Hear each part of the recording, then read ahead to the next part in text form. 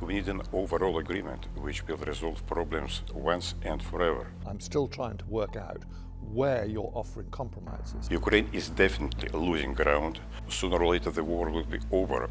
And we know that simple ceasefire will bring nothing to it because Ukraine will be very stubborn. Mr. Ambassador, is President Putin really serious about peace in Ukraine? Absolutely. I have no doubt that we can do peace, but this peace should be well prepared. We do not put on a ceasefire because ceasefire will bring nothing. We need an overall agreement which will resolve problems once and forever. Security problems in Europe, guarantees, security guarantees for Ukraine, for Russia, absolutely, for everybody over there.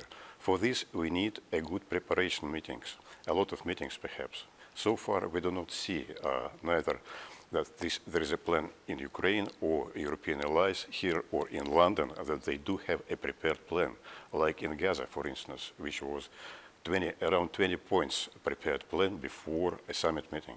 But that was a ceasefire. And often you need a ceasefire first and then talk about the substantive issues. Why won't Russia do that?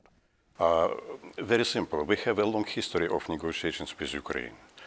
And we know that simple ceasefire will bring nothing to it because Ukraine will be very stubborn, supported by the allies not to negotiate further on. And we did have such a situation in April 2022 when we have decided on a ceasefire. Even we have withdrawn our contingent, which was not far from Kiev, just as a sign of goodwill. And then nothing. Boris Johnson, the prime minister, has come and said, Ukraine should fight. You continue fight, no peace with Russians. What compromises has President Putin offered to get peace? Well, if you talk about encourage and the meeting with the Americans, there was a plan. As far as we understand and as far as facts that we know, that Mr. Witkoff, whom you know, of course, has brought initially to Moscow a plan, a certain plan, a number of principles, I will say, of future settlement. On this basis, an encourage has been arranged meeting over there. This was a repetition of the principles. President Putin has gone over there, and all these principles has been repeated over there. Do we understand? Yes, we do understand. No, that was okay. But later on, unfortunately, it was all rejected by the Ukrainians, and as far as we understand, by European leaders that has gone to Washington. Every time we hear from Foreign Minister Lavrov about Russia's demands, Russia's current position, it's exactly the same as at the beginning of the war. More or less, I will say, we do not change our position because... So that's why I ask, what compromises?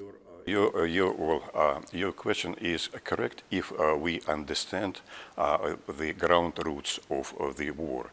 I will say that Americans, for the first time during this history, they have an understanding of it. They're interested in it, and we explain why it has all happened. Very differently from London. Here the government do not want to understand why it all did happen. They do not want to know the history. They are just saying black and white.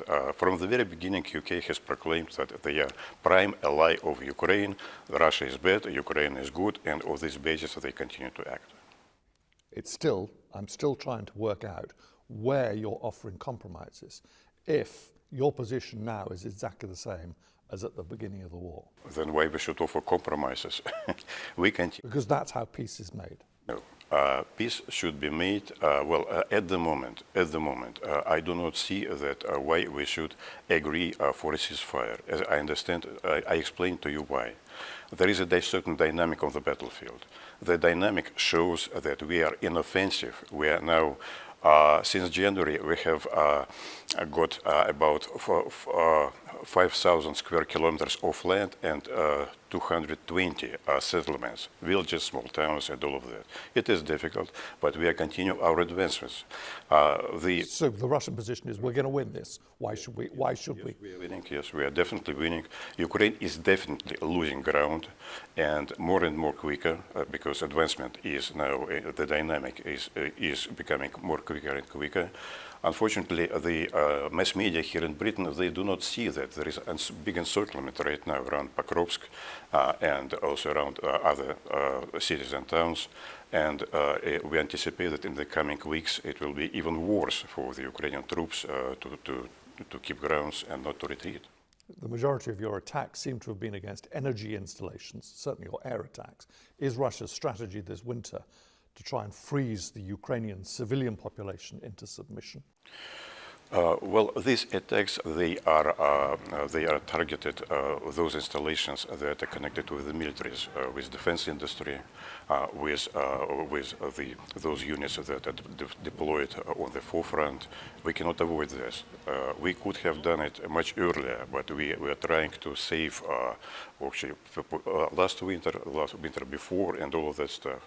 But we did believe that there will be a reason on the side of Kiev that they will stop this war, they stop military fighting, and they do not. So now we have taken a more dramatic force, more serious measures, I will say, against. So you are trying to freeze them into submission this winter?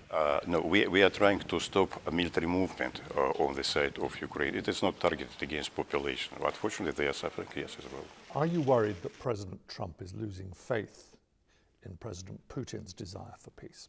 It is extremely difficult to tell what President Trump is thinking at every moment of time, because he's changing his position very quickly.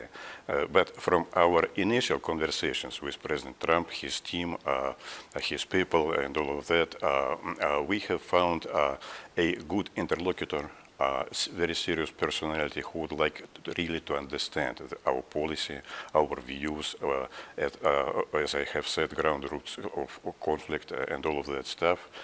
So I cannot believe that he has lost by now everything what has been discussed before. But US intelligence is briefing Congress, we know this, that Russia's desire for peace doesn't exist. And it sounds, from what you're saying, that that may be the case. Well, U.S. intelligence has many heads. Sometimes these heads are saying different things, so there are different speakers on it. Well, I explained to you that, and you have an understanding that we have designated certain targets in this campaign, and we are going to achieve these targets. Before we will, perhaps before or not, this does not cut off possibility of negotiations. But we do not, just a second please. There are two ways of doing it. During the Vietnam War, for instance, negotiations were in parallel to military actions, and they have brought peace. We perfectly understand that we cannot stop at the moment and switch over to the negotiations, because it will be a failure of negotiations. So we have to continue actions in the field, but we are prepared to go further with negotiations. Now we are expecting the answer from the Americans. Did they withdraw ideas and principles offered by Witkoff, or they still stick to it?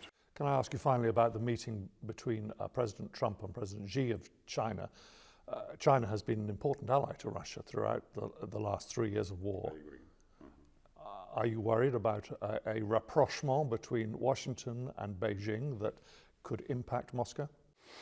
No, I don't think so. China is our very serious strategic partner. During this year, we have, I wouldn't say fight, but we have developed our very good friendship, and we stand back to back with China on many issues. We have, in some areas, we have differences definitely. In very many areas, we have agreement on it. But the general climate in the world, if there is a rapprochement between the United States and China, we do not mind. So, of course, it is only for the better. You believe that China will always have your back in terms of the war in Ukraine? Sooner or later, the war will be over, of course, but our Russian rapprochement with China is lasting for many years. And nothing President Trump can do can change that? I don't think so. Thank you very much indeed.